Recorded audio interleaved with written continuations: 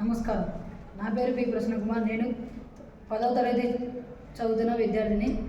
ఈరోజు నేను దానశీలం పాఠ్య భాగ కవి గురించి చెప్పబోతున్నాను. కవి పోతన జనగామ జిల్లా బంబెర గ్రామ నివాసి. తల్లి లక్కమాంబ, తండ్రి కేసన. పోతన సహజ పండితుడ ప్రసిద్ధి. ఈయన రచనలు నారాయణ శతకం, భోగిని దండకం, ఇతన రచనలు.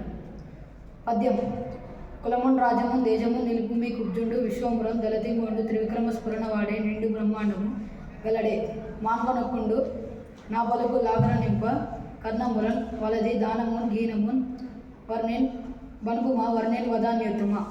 భావం: రాతల్లో గొప్పవాడు ఓ బలి చక్రవర్తి, నీ రాక్షస కులాన్ని, రాజ్యాన్ని, పరాక్రమాన్ని నిలుపుకో. ఈ పొట్టివాడు విష్ణుమూర్తివి, కొంచెం మాత్రమే తీసుకొని పోయేవాడు కాదు. 3 అడుగులతో 3 లోకాలని ఆక్రమించే త్రివిక్ర రూపాన్ని పొందుతాడు. ఈ బ్రహ్మాండమంతా నిండిపోతాడు. అతన్ని ఎవరైనా ఆపగలరా? నా మాట విను. ఇతన్ని దానం వద్దు, గీనం వద్దు.